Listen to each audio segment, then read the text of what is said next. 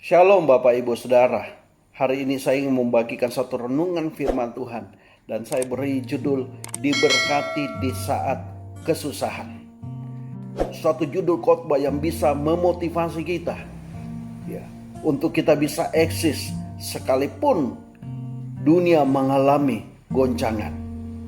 Tuhan bisa sanggup untuk memberkati kehidupan anak-anaknya, asalkan kita mau belajar prinsip-prinsip kebenaran firman Tuhan yang diajarkan di dalam Alkitab. Kita akan menyelidiki prinsip-prinsip kebenaran ini, yaitu terdapat di dalam Kejadian pasal yang ke-26 ayat yang ke-1 sampai yang ke-3. Perikopnya, Ishak di negeri orang Filistin. Maka timbullah kelaparan di negeri itu. Ini bukan kelaparan yang pertama yang telah terjadi dalam zaman Abraham. Sebab itu Ishak pergi ke Gerar kepada Abimelek, raja orang Filistin. Lalu Tuhan menampakkan diri kepadanya serta berfirman, "Janganlah pergi ke Mesir, diamlah di negeri yang akan kukatakan kepadamu. Tinggallah di negeri ini sebagai orang asing, maka aku akan menyertai engkau dan memberkati engkau, sebab kepadamulah dan kepada keturunanmu akan kuberikan seluruh negeri ini, dan aku akan menepati sumpah yang telah kuikrarkan kepada Abraham ayahmu." Di sini kita melihat bahwa ada dua kunci untuk kita bisa hidup di dalam berkat Allah. Kunci yang pertama yaitu kita harus mentaati apa yang Tuhan perintahkan dalam kehidupan kita. Dan kita mau berjalan di dalam ketaatan. Kita hidup di dalam kehendak Tuhan. Ketika terjadi kelaparan di Mesir, Tuhan memerintahkan kepada Ishak untuk tetap tinggal di negeri yang Tuhan perintahkan untuk Ishak tinggal. Rencana daripada Ishak untuk pergi ke Mesir ketika terjadi kelaparan. Saat itu negeri Filistin sering terjadi kelaparan. Dan pada saat itu Ishak hendak mau pergi ke Mesir karena dia mendengarkan bahwa Mesir terjadi kelimpahan.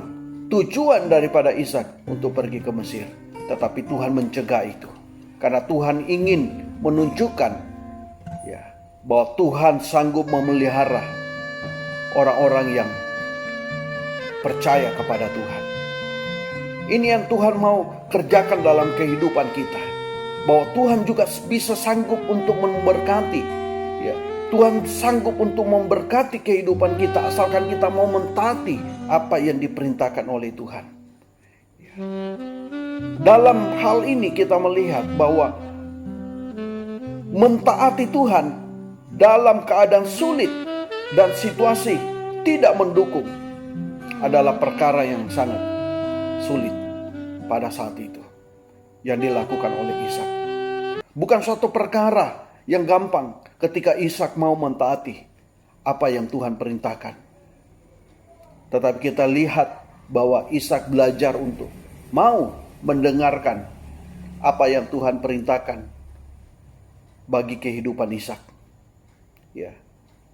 Dan hal ini juga harus kita kerjakan sebagai orang-orang percaya.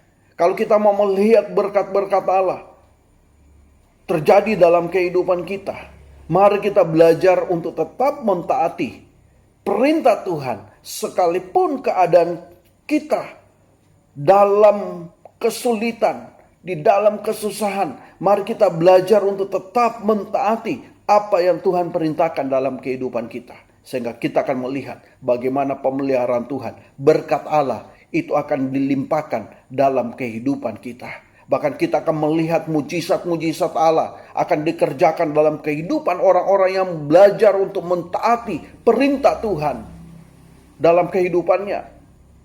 Itu sebabnya sebagai anak-anak Tuhan, mari saudara belajar untuk mentaati apa yang Tuhan perintahkan dalam kehidupan saudara. Sehingga engkau akan melihat bagaimana pemeliharaan Tuhan. Engkau akan melihat bagaimana mujizat Allah akan dinyatakan dalam kehidupan saudara. Puji Tuhan, haleluya. Ya, ini yang dilakukan oleh Ishak. Dia mau mentaati Tuhan sekalipun pada saat itu keadaan tidak mendukung. Tetapi dia mau belajar untuk mentaati Tuhan. Kita lihat di dalam Mazmur pasal 18 ayat 25. Mazmur 18 ayat yang ke-25 berkata, "Karena Tuhan membalas kepadaku sesuai dengan kebenaranku, sesuai dengan kesucian tanganku di depan matanya. Terhadap orang yang setia, engkau berlaku setia. Terhadap orang yang tidak bercela, engkau berlaku tidak bercela." Apa yang dikatakan oleh pemazmur? Berkata bahwa Tuhan akan membalaskan kepadanya sesuai dengan kebenaran yang dikerjakan. Ini yang harus kita lakukan dalam kehidupan kita. Kalau kita mau melihat kebenaran Allah dinyatakan dalam kehidupan kita, kita harus belajar untuk mentaati apa yang Tuhan ajarkan, apa yang Tuhan perintahkan dalam kehidupan saudara. Kalau engkau ingin melihat kebenaran Allah dinyatakan dalam kehidupanmu, belajarlah untuk mentaati apa yang Tuhan ajarkan dalam kehidupan saudara melalui kebenaran firman Tuhan. Sehingga dikatakan bahwa terhadap orang yang setia, engkau berlaku setia. Terhadap orang yang tidak bercela, engkau berlaku tidak bercela. Ya, Tuhan akan menunjukkan kebaikannya, Tuhan akan menunjukkan kemurahannya kepada orang-orang yang tetap setia, sekalipun di dalam kesusahan, sekalipun di saat penderitaan terjadi. Ya, Tuhan akan memperhitungkan kesetiaan kita. Justru di saat kesusahan penderitaan, disitulah diuji iman kepercayaan kita kepada Tuhan. Maka kita akan melihat orang-orang yang setia kepada Tuhan, itulah orang-orang yang dipelihara oleh Tuhan. Orang-orang yang setia, itulah orang-orang yang akan diberkati oleh Tuhan. Ya. Iman daripada Ishak membuktikan ketaatannya dia kepada Tuhan. Iman daripada Ishak membuktikan kesetiaannya dia kepada Tuhan. Sehingga dia mau mentaati apa yang Tuhan perintahkan dalam kehidupannya. Hal ini yang harus kita kerjakan sebagai orang-orang percaya. Kalau kita mau melihat berkat Allah dilimpahkan dalam kehidupan kita. Kalau kita mau melihat Tuhan sanggup memberkati kehidupan kita, sekalipun kita ada di dalam situasi yang tidak mendukung. Tuhan sanggup memberkati kita, sekalipun kita ada di dalam satu situasi bangsa ini mengalami kesusahan. Tuhan tetap sanggup untuk memelihara dan memberkati kehidupan anak-anaknya. Sebagaimana Tuhan bisa memberkati kehidupan Ishak, Tuhan juga sanggup untuk memberkati kehidupan orang-orang yang percaya dan mentaati firman-Nya. Inilah satu kebenaran yang harus kita ketahui kalau kita mau melihat berkat Allah dicurahkan dalam kehidupan kita. Hal yang kedua, kebenaran yang kedua yang kita harus pahami, ya, sebagaimana Tuhan memelihara dan memberkati kehidupan Ishak, ya, hal yang dikerjakan oleh Ishak, yaitu Ishak tetap menabur. Ya, di dalam ayat yang ke-12 dikatakan, "Maka menaburlah Ishak di tanah itu, dan dalam tahun itu juga ia mendapat hasil 100 kali lipat, sebab ia diberkati Tuhan. Dan orang itu menjadi kaya, bahkan kian lama kian kaya, sehingga ia menjadi sangat kaya." Ini kunci untuk kita bisa melihat berkat Allah dicurahkan dalam kehidupan kita. Kita harus tetap menabur. Jangan berhenti untuk menabur. Satu prinsip untuk kita diberkati oleh Tuhan, maka kita harus tetap menabur. Ishak menabur di saat kekeringan. Ishak tetap menabur di saat pada saat itu mengalami kesusahan penderitaan. Ketika kita menabur di saat kesusahan, itu menunjukkan iman kita kepada Allah. Di dalam Kejadian pasal 8 ayat yang ke-22 berbunyi demikian, "Selama bumi masih ada, takkan berhenti-henti musim menabur dan menuai, dingin dan panas, kemarau dan hujan, siang dan malam. Selama bumi masih ada, takkan berhenti-henti musim menabur dan menuai. Ini adalah satu prinsip yang harus diketahui oleh setiap orang percaya, bahwa selama bumi masih ada, jangan kita berhenti untuk menabur. Karena kapan kita berhenti untuk menabur, kita akan berhenti untuk menuai. Justru di saat kesulitan, justru di saat kesusahan, kita harus tetap menabur. Ini adalah satu prinsip yang harus kita tetap kerjakan sekalipun di masa kesusahan. Banyak orang berpikir, nanti saya kaya baru saya bisa memberi. Nanti saya diberkati baru saya bisa memberi. Itu bukan satu tindakan orang-orang yang beriman kepada Tuhan. Orang yang beriman kepada Tuhan, di saat susah maupun senang, dia tetap memberi. Karena ini adalah satu prinsip yang Alkitab ajarkan, untuk kita tetap memberi sekalipun hujan atau panas, kemarau atau hujan, siang dan malam. Biarlah prinsip ini yang kita harus lakukan dalam kehidupan kita sebagai orang percaya. Ada dua tujuan kita dalam memberikan persembahan kepada Tuhan. Mengapa kita harus tetap memberi persembahan kepada gereja? Ada dua tujuan yang kita harus pahami sebagai orang percaya di dalam kita memberikan persembahan kepada Tuhan. Tujuan yang pertama yaitu untuk mendukung pemberitaan Injil. Ini tujuan utama. Yang pertama, di mana kita harus memberikan satu persembahan, di mana kita harus memberikan persembahan kepada Tuhan. Dalam hal ini tentu kita bawa ke gereja. Dengan kita memberikan persembahan kepada Tuhan, itu menunjukkan bahwa kita mendukung pemberitaan Injil tetap diberitakan. Banyak orang Kristen tidak memahami kebenaran ini. Banyak orang Kristen memberi tanpa satu pengertian, memberi kepada Tuhan tanpa satu pengetahuan yang baik. Ya. Mereka berpikir yang penting saya memberikan persembahan itu kepada Tuhan.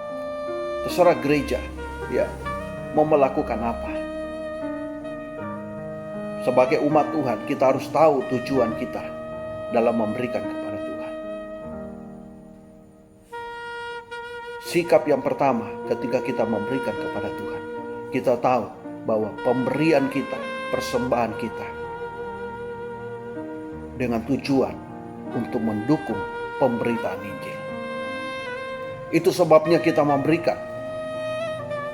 Kita membawa ke rumah Tuhan persembahan kita, supaya pemberitaan Injil ini tetap diberitakan. Ya. Kalau kita melihat di dalam Lukas pasal yang ke-8 ayat yang ke-3, di mana kita melihat di situ banyak wanita-wanita, ya, yang disembuhkan oleh Tuhan pada saat itu, mendukung pekerjaan Tuhan, mendukung pelayanan Yesus bersama dengan murid-muridnya. Ya, dalam Lukas pasal 8 di situ diceritakan bahwa Yesus masuk dari kota ke kota, desa ke desa, kampung ke kampung untuk memberitakan Injil. Dan dikatakan bahwa wanita-wanita ini mendukung pelayanan Yesus melalui kekayaan mereka. Artinya bahwa pekerjaan Tuhan, pemberitaan Injil membutuhkan dana, membutuhkan biaya. Ya. Salah satu strategi daripada iblis untuk memberhentikan pemberitaan Injil, yaitu dengan membuat orang-orang percaya tidak lagi memberi kepada Tuhan. Itulah salah satu strategi daripada iblis, supaya Injil tidak diberitakan, supaya Injil berhenti. Ya. Jangan sampai iblis membisik di dalam kehidupan orang-orang percaya untuk tidak mendukung pekerjaan Tuhan ini, untuk tidak memberikan persembahan kepada Tuhan, tidak membawa persembahan mereka ke gereja. Dengan kita membawa persembahan kita ke gereja, itu berarti bahwa kita mendukung pemberitaan Injil. Jangan kita menggantikan persembahan yang seharusnya kita memberikan itu kepada gereja. Kita ganti dengan kita memberikan kepada orang-orang miskin. Orang-orang miskin memiliki bagian tersendiri. Alkitab memang mengajarkan kepada kita untuk kita membantu untuk memberikan kepada orang-orang miskin. Bahkan ada ayat berkata bahwa ketika kita memberikan kepada orang miskin, kita memiutangi Tuhan. Tetapi kita harus melihat suatu prinsip-prinsip apa yang Tuhan ajarkan dalam kehidupan kita. Jangan kita menjadikan itu hal yang utama di dalam kita memberikan kepada orang-orang miskin. Jangan kita membalik secara khusus dalam situasi saat ini. Jangan kita menggantikan persembahan yang seharusnya kita bawa ke rumah Tuhan, kita memberikan kepada orang-orang miskin. Itu bukan ajaran Alkitab. Karena hal yang utama, kita harus tetap membawa persembahan kita kepada gereja sebagai dukungan untuk kita mendukung pemberitaan Injil tetap diberitakan. Hal yang kedua yang Tuhan juga ajarkan untuk kita membantu memberikan kepada orang-orang miskin. Dan persembahan itu juga kita bawa ke gereja sebagai persembahan khusus. Dan itu ditujukan kepada orang-orang miskin. Hal ini juga diatur di dalam Ulangan pasal 26. Ayat yang ke-12 dan 13. Perikopnya persembahan persepuluhan. Apabila dalam tahun yang ketiga, tahun persembahan persepuluhan, engkau sudah selesai mengambil segala persembahan persepuluhan dari hasil tanahmu, maka haruslah engkau memberikan kepada orang Lewi, orang asing, anak yatim, dan kepada janda, supaya mereka dapat makan di dalam tempatmu dan memberkati dan menjadi kenyang.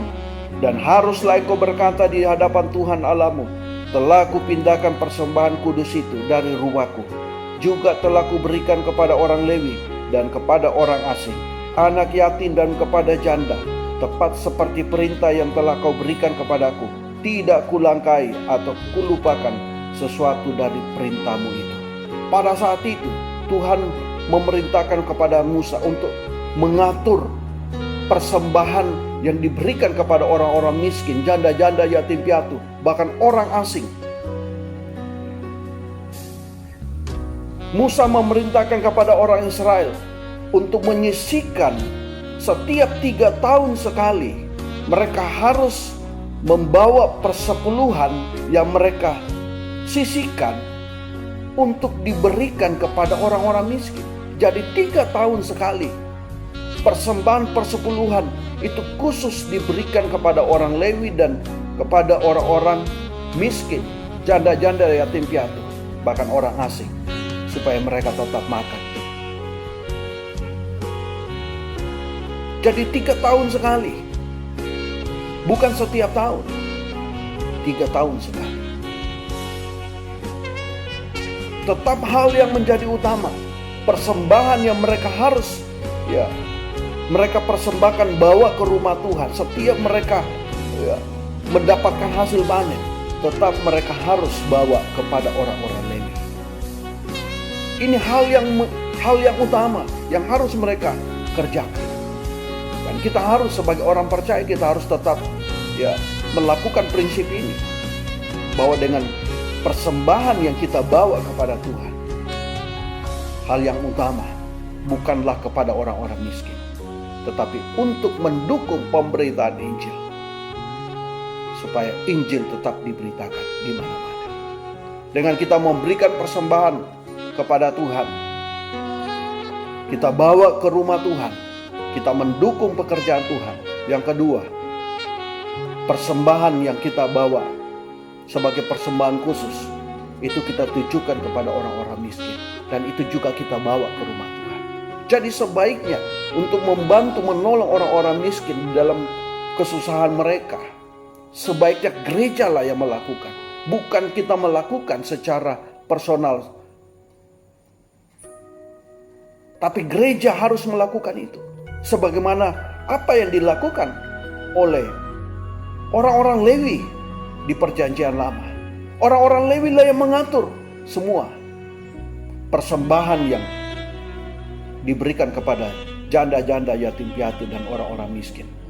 Orang-orang Lewi lah yang mengatur itu. Bukan umat Tuhan yang mengatur, tetapi orang Lewi lah yang mengatur. Ini adalah satu prinsip yang kita harus tahu, supaya kita hidup di dalam berkat Allah. Jangan kita memutar balik itu, seolah-olah kita menolong orang-orang miskin menjadi yang utama, dan kita mengabaikan untuk mendukung pengabaran Injil. Biarlah kebenaran ini kita tahu, supaya kita hidup di dalam berkat Allah, supaya berkat-berkat Allah tetap dicurahkan, dilimpahkan dalam kehidupan kita. Bahkan Tuhan sanggup memelihara kehidupan kita, sekalipun di saat kesusahan, sekalipun di saat dunia mengalami goncangan. Tuhan sanggup untuk memelihara kehidupan orang-orang percaya, kehidupan orang-orang yang mentaati kebenaran firman Tuhan. Tuhan memberi